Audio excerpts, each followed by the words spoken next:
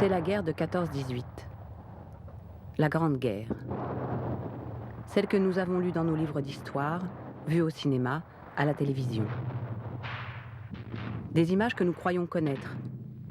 Des combattants, l'enfer des tranchées, des assauts meurtriers, un champ de bataille labouré par les obus.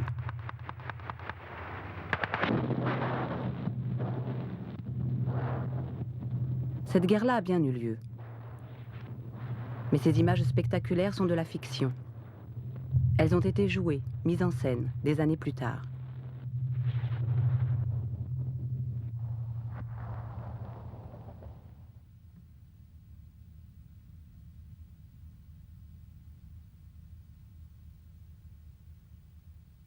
Pourtant, des dizaines d'opérateurs de cinématographes ont filmé tout au long du conflit. Ils ont tourné, comme ils pouvaient, ce qu'ils pouvaient.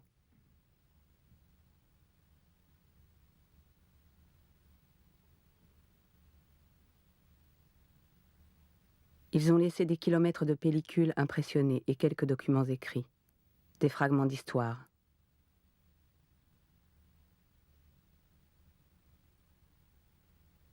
Vestiges à partir desquels nous avons construit le parcours de deux d'entre eux. Un caméraman français, un caméraman allemand.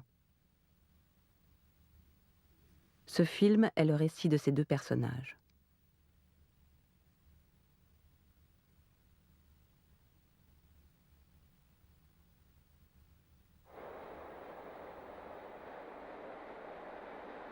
Au 1er août 1914, j'avais 23 ans. La guerre était déclarée. Au studio Mester, même les opérateurs de fiction furent envoyés dans Berlin. J'en faisais partie. On aurait dit que la ville entière était dans la rue.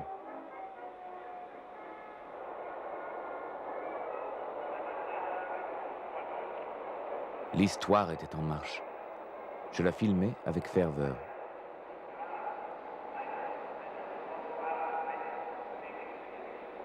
Le soir même, j'ouvrais un cahier. En titre, j'écrivais « Note de guerre d'un opérateur de cinématographe ».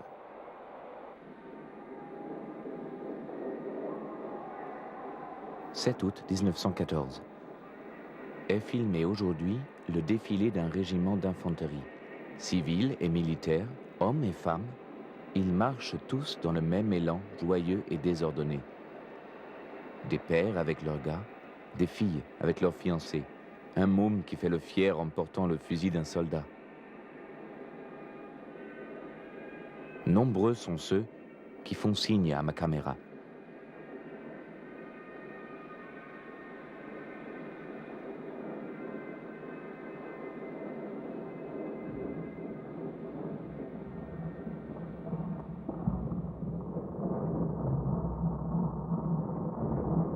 J'ajoutais, la guerre qui nous attend sera une guerre moderne, et le cinéma, par sa modernité, aura sans aucun doute un grand rôle à jouer.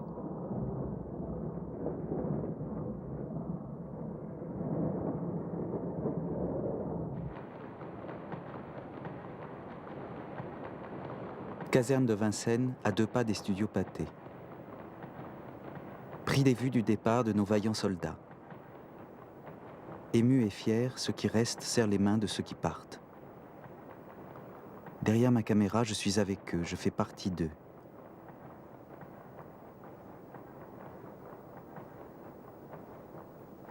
Ces lignes ont été inscrites sur mon carnet à la date du 6 septembre 1914.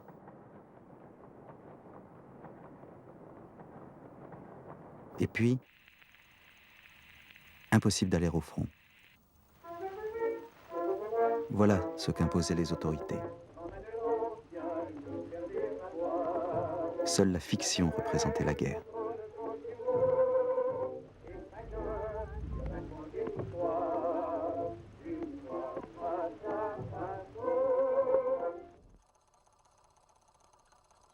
Neuf mois d'attente avant que soit créé le service cinématographique des armées.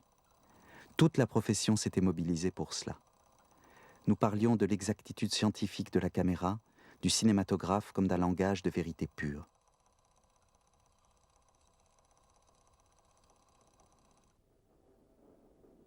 Avril 1915, je reçus un ordre de transport et en route pour l'Alsace. Caméra, trépied, bobine, 50 kilos sur le dos. Au fond de ma poche, mon carnet de tournage qui ne me quitterait plus.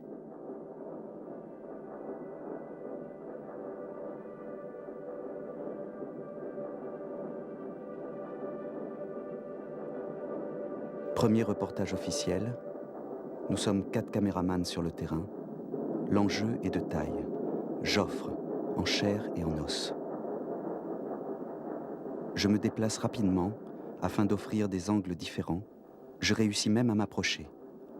Hélas, je crains que, sur une vue de côté, n'apparaisse dans le champ un autre opérateur.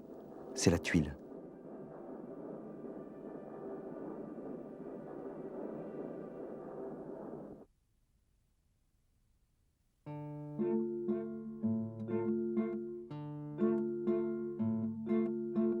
Je suis depuis 2 semaines du côté d'Herbe-et-Villers, dans les Vosges. Belle journée printanière. Le secteur est tout à fait calme. Pour donner l'impression du danger, j'effectue des petites reconstitutions. Les officiers, imaginant sans doute que j'avais de bonnes relations à Paris me permettant d'occuper ce poste de fantaisie, me facilitent la tâche. Quant aux soldats, ils se prêtent de bonne grâce à toutes mes prescriptions.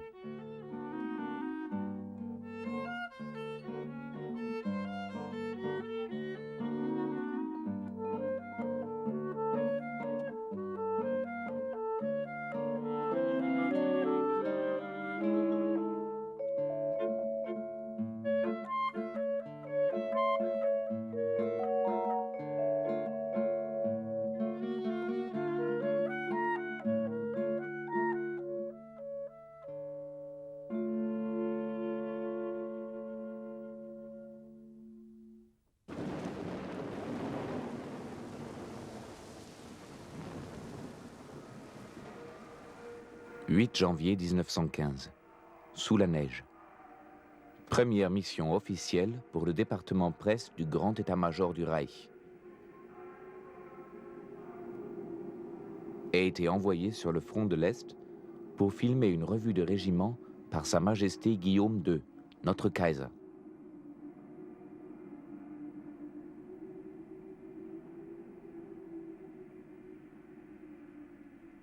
Intimidé et glacé, je ne vais pas assez vite. Dans la réalité, on n'a le droit qu'à une prise. Et je le conçois, l'armée n'attend pas.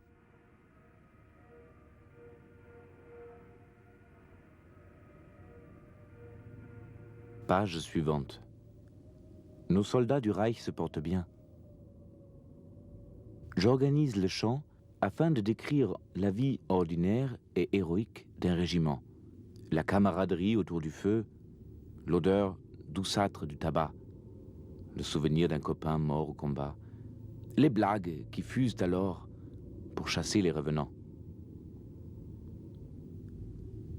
Je demande à ces hommes de jouer leur propre rôle. Tous les acteurs le disent, c'est le plus difficile.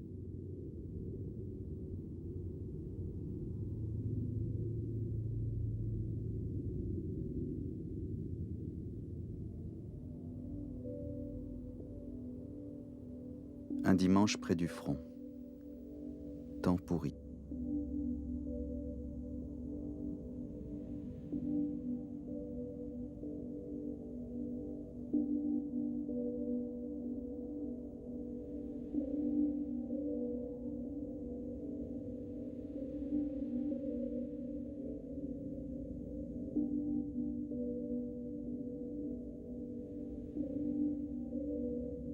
Je rencontre un jeune fantassin, un cultivateur, originaire de l'arrière-pays niçois.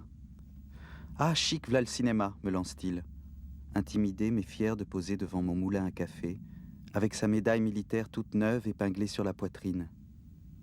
À tel point qu'il me donne l'adresse de sa mère et me demande de lui écrire pour la prévenir quand le film passera à Nice. « Ce sera comme si elle était montée ici, dit-il. »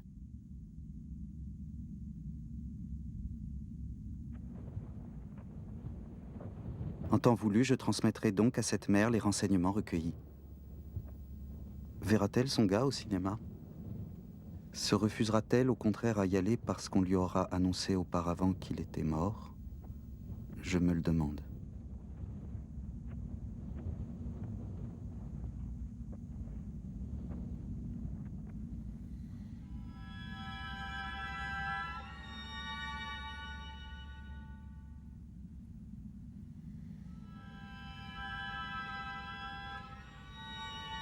De ce jour-là, je repensais à cette guerre que je savais maintenant terriblement meurtrière. Cette guerre qui restait loin des caméras.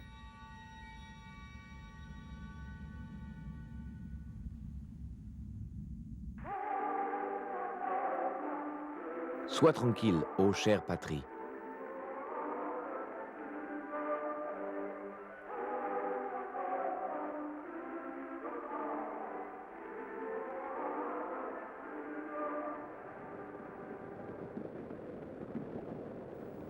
Ici, à Lick, la 10e armée russe a été défaite.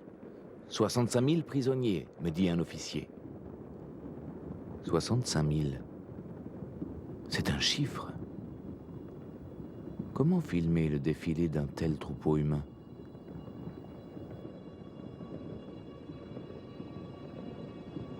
Je décide de panoramiquer, lentement, sur l'interminable colonne de silhouettes grises et harassées. Notre butin de guerre.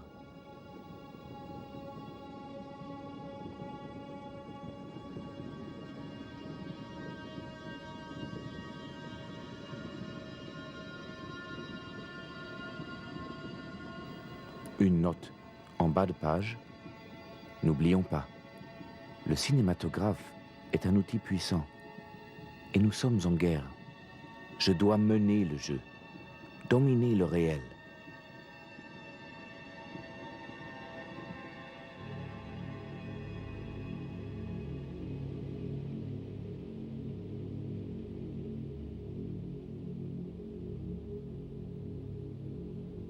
Comment montrer ce qu'on ne voit pas, au-delà du parapet, au-delà de nos lignes et des barbelés?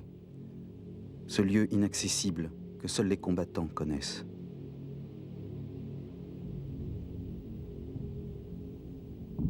« 27 juin 1915. C'est pas du bluff, j'y suis. Aujourd'hui, sur le Reichenkerkopf, j'ai tourné les premières véritables images de cette guerre.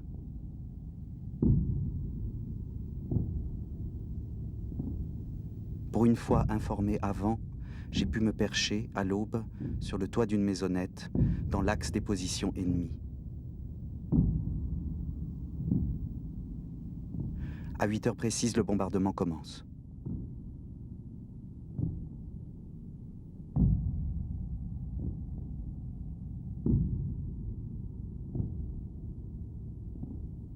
J'entends le grondement sans fin des lourds obus de mortier et je les vois, à travers le viseur de ma caméra, qui s'abattent sur la crête.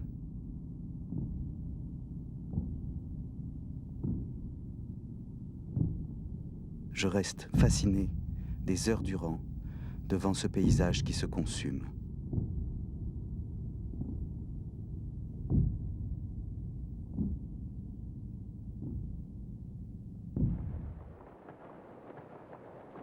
Pestiféré, criminel, barbare. Tout au spectacle de la guerre, j'en avais fini par oublier l'ennemi. Les prisonniers de la bataille de Reichenkerkopf traversent la ville au milieu des civils et les insultes pleuvent de toutes parts.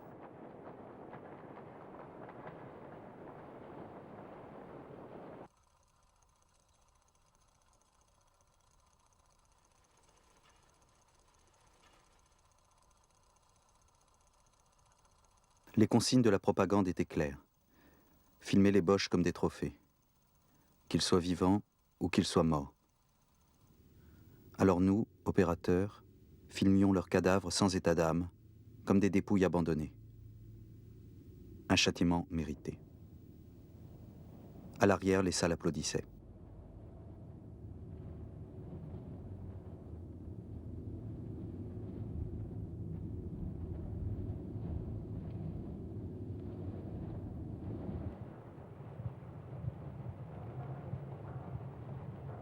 En filmant les captifs, j'avais vite compris.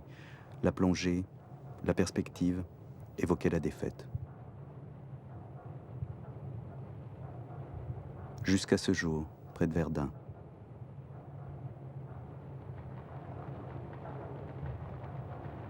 La bataille avait été terrible. J'ai décidé de faire du zèle. La colonne, c'était spectaculaire, mais somme toute ennuyeux. J'approchais mon trépied.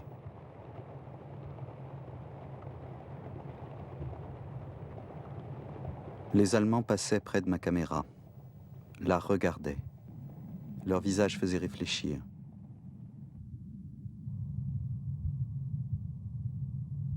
En plan rapproché, l'ennemi n'est plus tout à fait le même. Danger. Comment peut-on haïr un homme exténué qui vous regarde dans les yeux ?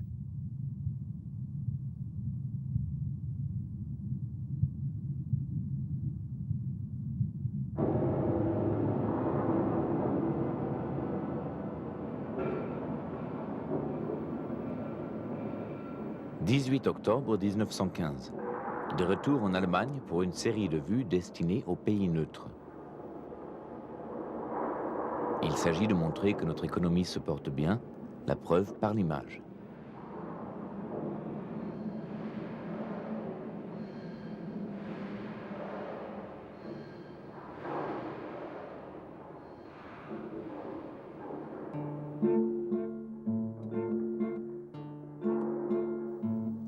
Sortie d'usine de guerre.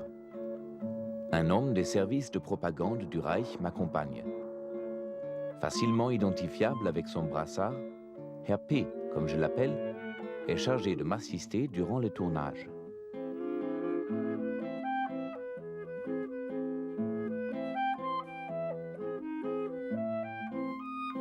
Le procédé est incroyablement efficace. Il organise, régente le champ de prise de vue, dicte au sujet filmé le comportement à adopter devant la caméra.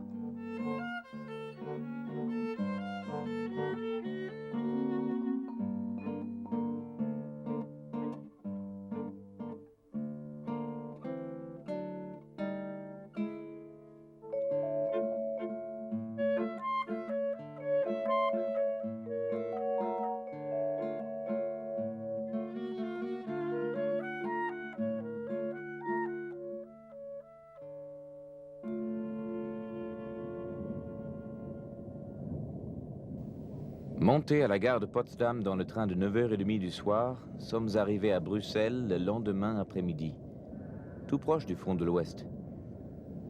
Aujourd'hui, aux mines de Charleroi, toujours en compagnie de Herr P, je poursuis ma mission.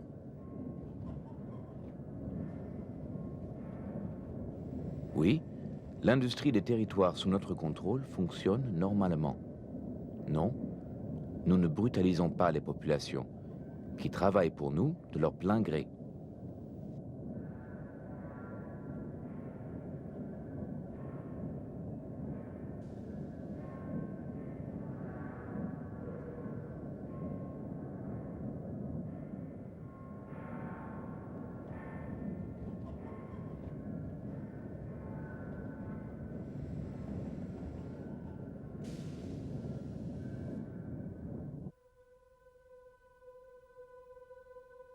Quimper, je ne connais pas. Mais je connais son cinéma, l'Eldorado. Un mauvais piano, une odeur de bois et de tabac. C'est lui qui m'en parlait.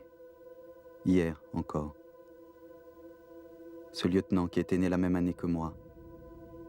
Son corps sous un drapeau. Une scène pourtant banale dans ce casse-pipe. Mais rien à faire, j'ai le cafard. Le colonel a compris, il m'a laissé filmer. C'est rare.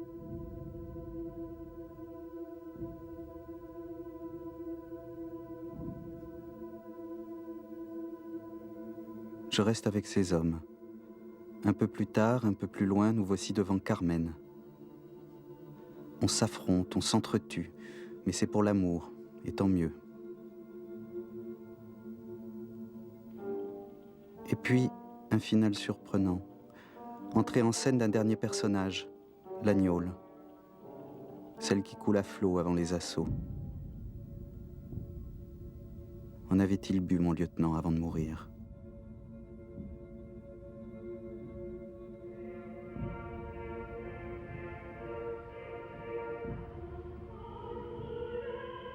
Mais oui, mon vieux, réveille-toi, c'est la guerre. Le grand théâtre de la guerre, c'est cela qu'il faut filmer. L'église ruinée, la mort qui rôde.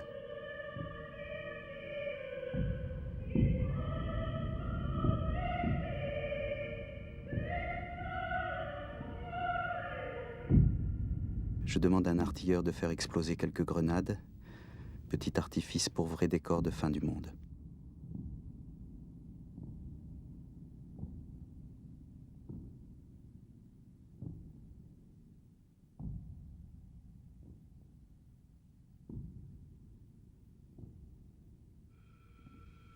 Comment peuvent-ils? On a trouvé des imprimés disant que nous coupions les mains des enfants. Je suis fatigué des mensonges de l'ennemi.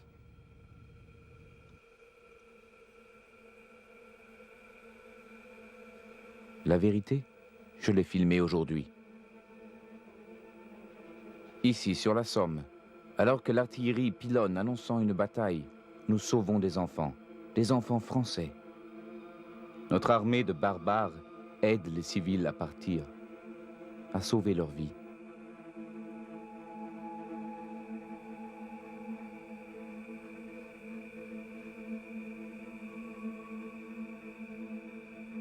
Seuls sur cette terre de la Somme resteront les combattants, de part et d'autre. C'est le temps de la guerre, et la guerre poursuit son œuvre.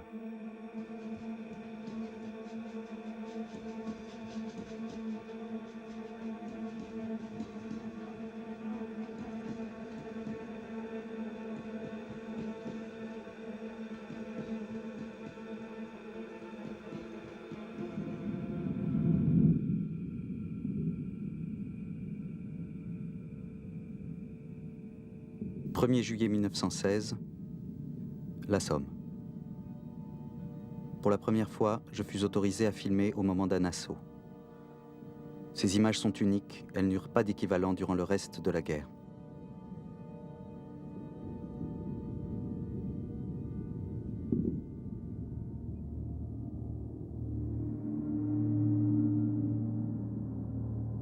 À l'aube, je dresse mon trépied et fixe ma caméra. La lumière est bonne. Je suis crispé. J'ai un peu peur aussi. Tout à coup, j'entends crier « En avant, en avant !» et c'est la sortie de nos soldats. Je me mets à tourner, m'imposant le calme.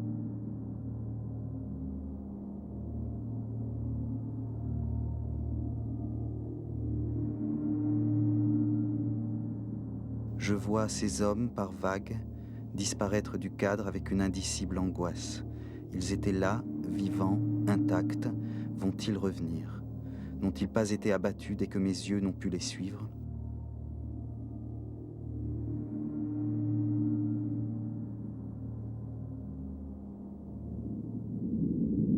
Pendant la riposte allemande, je reste à l'abri, terré dans un trou. Comment filmer sans prendre du plomb dans la peau? J'entends au loin les éclatements d'obus, le tac-tac des mitrailleuses, le sifflement des balles perdues au-dessus de nos têtes dans un ciel moucheté de shrapnel. Parvenu néanmoins à mettre en batterie la ligne de l'objectif de ma caméra à ras de terre, je tourne la manivelle de la main droite et panoramique de la gauche vers cet horizon inconnu.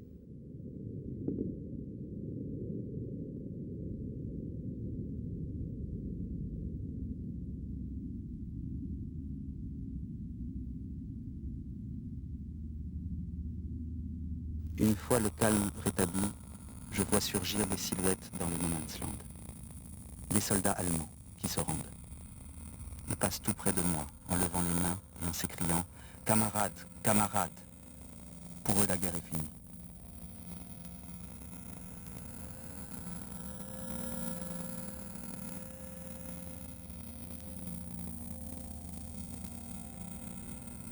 La zone reconquise. Errance dans ce paysage d'après la bataille.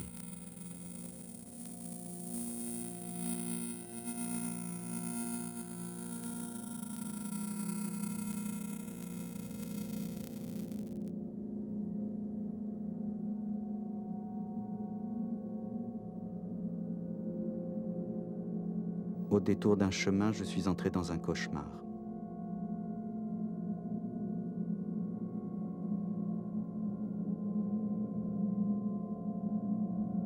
Les corps de nos soldats, alignés le long d'une route, avant d'être ensevelis dans une fosse commune. Ce qui reste des corps.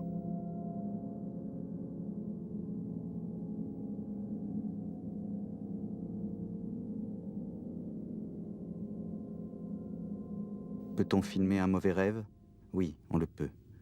La question est, lorsqu'on le rencontre, doit-on le filmer?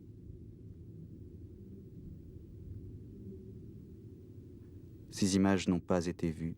À Paris, elles ont été immédiatement censurées.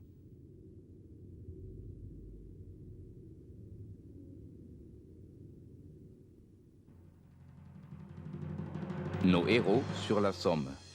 Un film en réponse aux images des Alliés.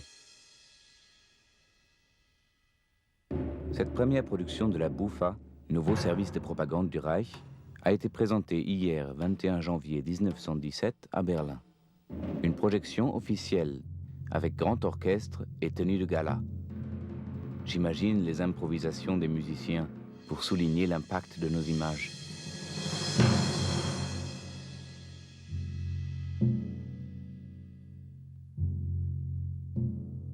Je dis nos images, car j'étais un des 7 opérateurs désignés pour ce tournage. L'offensive était terminée. Nous avons donc reconstitué les combats sur terrain de manœuvre. À notre avantage, car lors d'un véritable assaut, nous n'aurions pas pu placer ainsi nos caméras. Hors des tranchées, exposés à l'ennemi, face aux combattants, plus avancés que notre armée.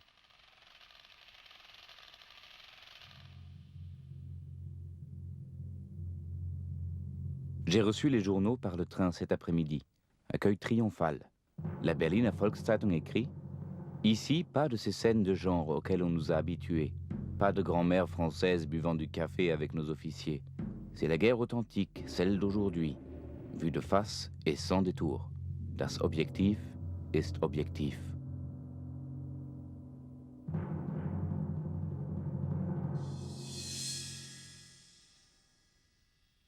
Impossible d'oublier cette projection que j'avais organisée quelques jours après le montage du film tourné sur la Somme. Avec le mur d'une ferme comme écran, j'ai passé le film devant les rescapés de la bataille. L'effet fut intense. Les soldats riaient de se reconnaître, s'applaudissaient. Mais brusquement, un silence impressionnant se fit. Je compris alors qu'aucun des hommes présents à l'image n'était revenu vivant.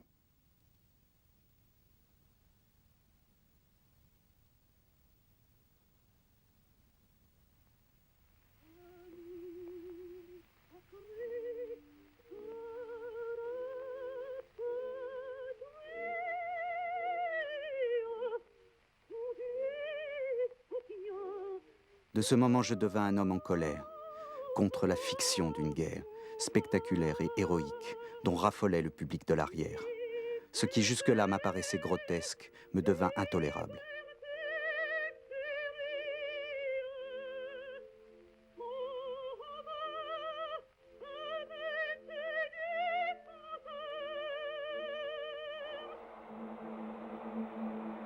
En permission pour 10 jours, je marche dans la ville. Je me sens étranger à tout cela.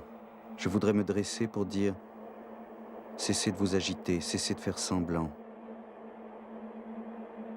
Tout près de vous, pendant que vous sirotez vos verres de fine aux terrasses des cafés, il y a des hommes qui souffrent, il y a des hommes qui meurent. Une femme m'a souri. J'ai détourné le regard.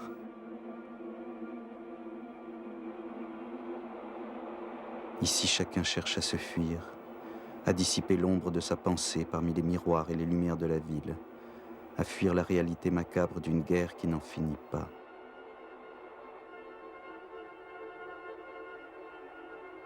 Pour qui, alors, cherchais-je à la filmer?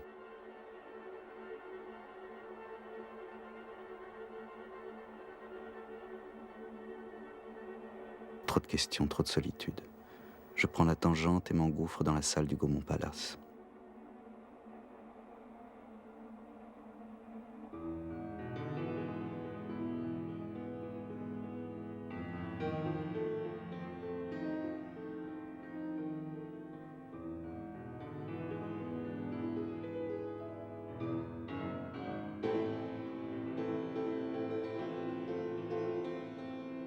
J'y découvre Musidora, la belle voleuse, la rebelle. Elle me fait penser à une chanson d'avant-guerre. Son maillot de couleur noire moulait ses formes d'ivoire. Le refrain m'échappe. Une telle audace en pleine guerre, ça me redonne le sourire.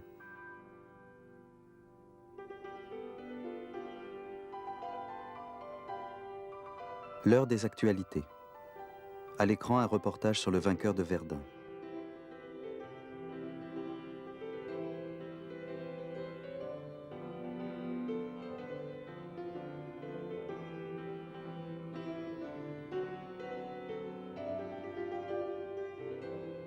Je réalise alors qu'il s'agit de vues évoquées par Croze, mon chef au cinéma des armées. Pour changer la routine, il avait proposé à l'officier d'ordonnance de Pétain un petit scénario. Il fallait que le général eût l'air de s'occuper de l'ordinaire des hommes et de goûter à leur pinard en trinquant avec eux. Tout fut organisé et tourné comme prévu. Croze s'enthousiasmait d'une telle connivence. Du nouveau pour notre profession, disait-il. En tout cas, l'aisance du général m'impressionne. Il semble avoir saisi tout le parti à tirer de la caméra.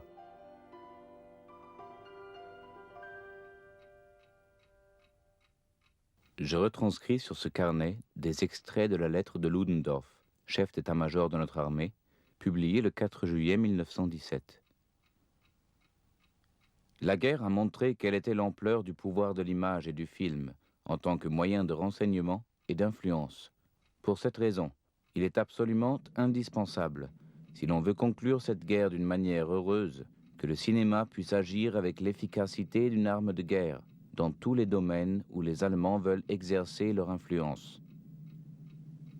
Une arme de guerre. Peu de temps après, j'eus l'honneur d'être désigné pour partir en mission sur l'U-35, fleuron de notre flotte sous-marine. Je rêvais d'une guerre moderne à regarder par ma petite fenêtre celluloïde. Eh bien, m'y voici.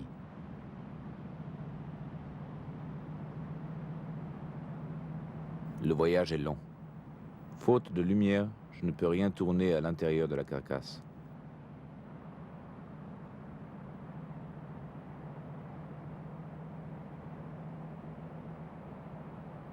Lorsque nous remontons à la surface, c'est pour jouer encore et toujours la même scène.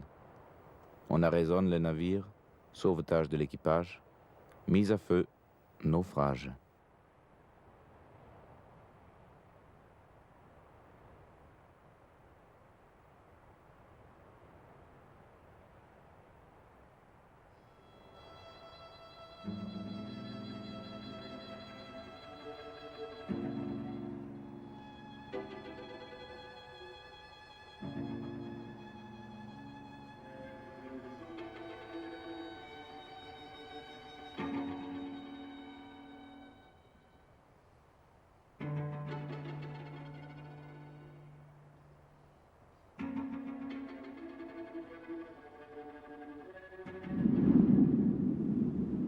Lorsque la mer est agitée, la mécanique s'enraye.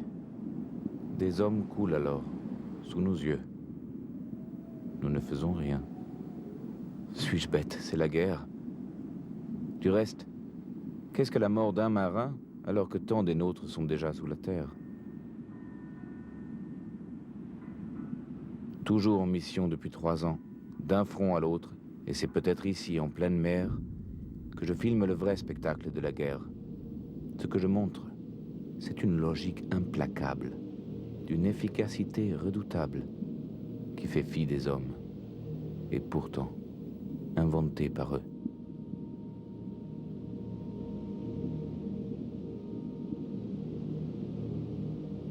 La nuit, je suis hanté par des monstres, de fer et de toile qui gisent au fond de l'océan.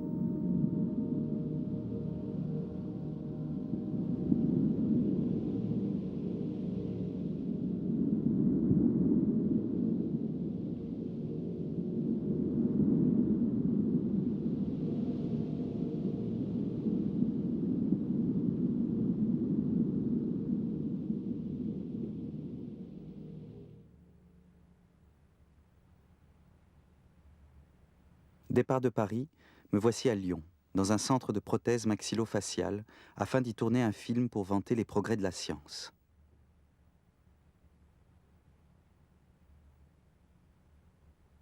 Le directeur de cet établissement, le docteur Ponte, a tout organisé.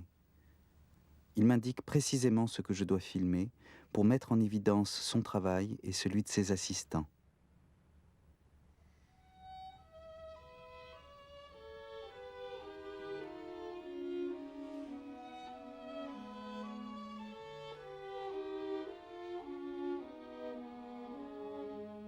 Je suis angoissé à l'idée de devoir braquer mon objectif sur ces hommes sans visage qui, selon une infirmière, ne parviennent plus à se regarder dans un miroir.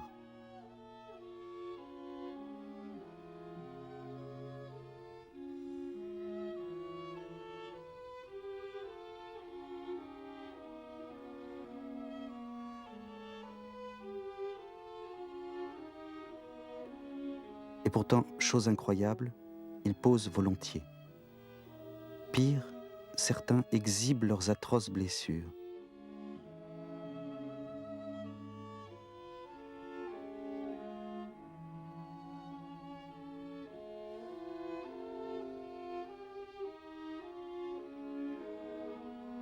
L'espace d'un instant, je crois être dans une de ces attractions foraines où l'on offre en spectacle au regard des badauds de terribles malformations humaines.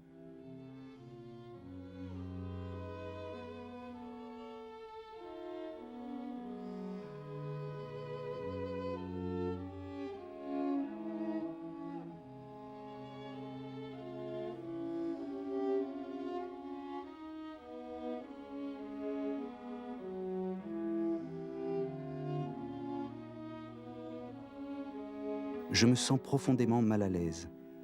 Cet hôpital est une véritable cour des miracles. Sous les pansements et les prothèses, il y a des plaies que l'on ne peut imaginer.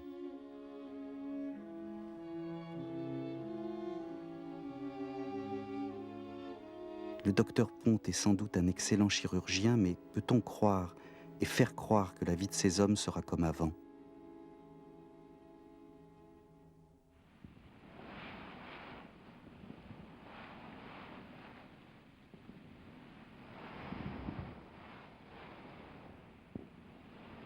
Octobre 1917. De retour sur le front. Déterminé à filmer autrement, contourner la censure, retrouver un élan perdu.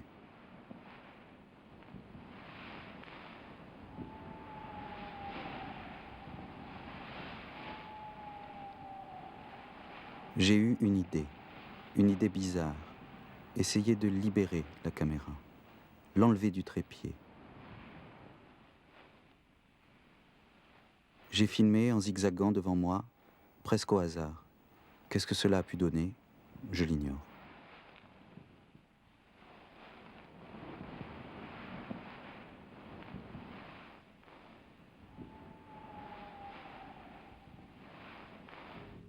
Mais après tout, l'essentiel n'est-il pas de rester près des hommes, de ceux qui reviennent du feu?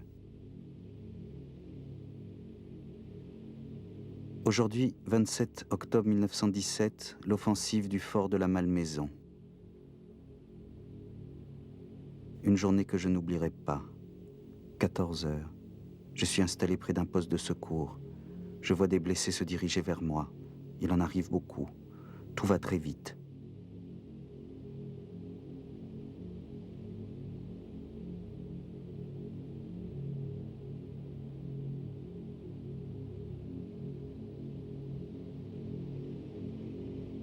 Malgré l'émotion qui me saisit, je continue à tourner. Cette suite de sensations, ces traces gravées dans la pellicule, constituent ma vision intérieure.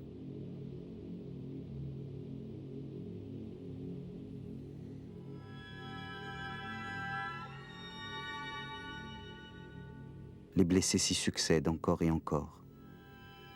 Et c'est comme si, rien qu'en se montrant avec leurs plaies, avec leur sang, avec leur allure d'épuisement, avec leur masque de souffrance, c'est comme s'ils m'avaient dit et répété « Voyez, c'est la bataille qui passe ».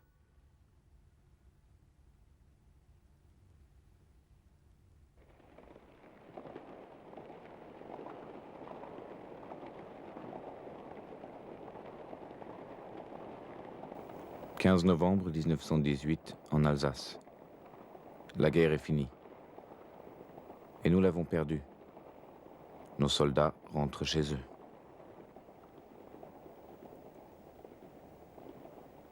Installé sur un balcon, je filme une longue colonne de fantassins. Une de plus.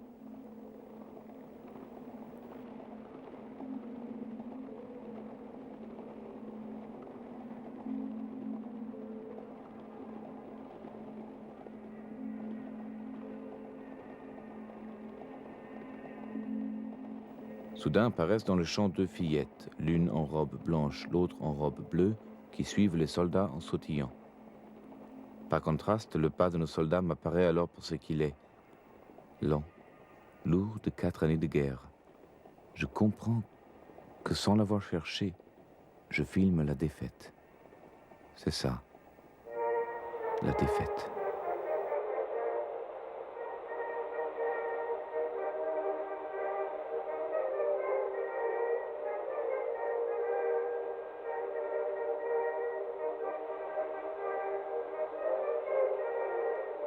Grimpé sur une voiture, je filme les fêtes de la victoire à Strasbourg.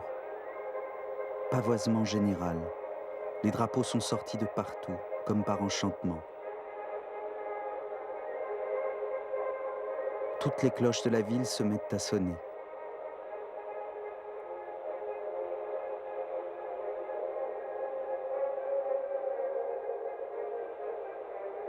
Bizarrement, cette allégresse me laisse presque froid. Il faut que je réfléchisse pour exciter ma joie. Malgré la foule, je me sens seul. Je me demande, que va-t-il rester de ces 4 ans ?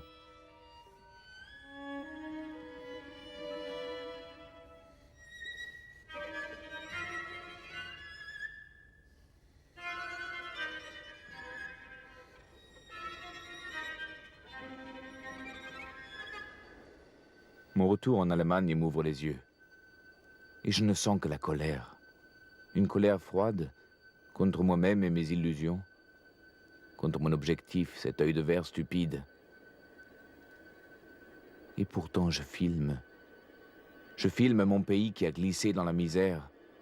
Des enfants nourris à la soupe populaire qui regardent ma caméra, sans un mot, sans un geste, et sans baisser les yeux. Je tourne la manivelle pour l'avenir.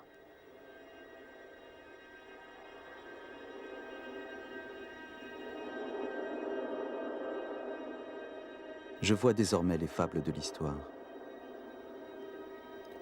En début de guerre, nous, les opérateurs, faisions peur aux autorités. Pour les mêmes raisons, ils ont su faire de nous des complices. Pétain reçoit son bâton de maréchal et nous sommes aux premières loges.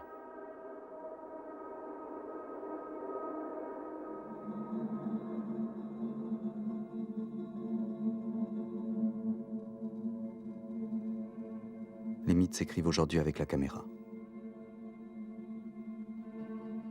Ma caméra n'a-t-elle servi qu'à ça ?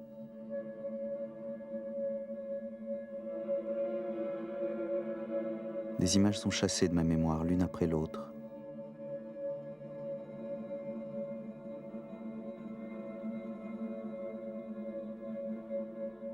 Je revois les gestes amicaux, les visages qui se tournent, l'intensité des regards. Et tout cela parce que j'étais là, avec mon appareil, par hasard, sur une route.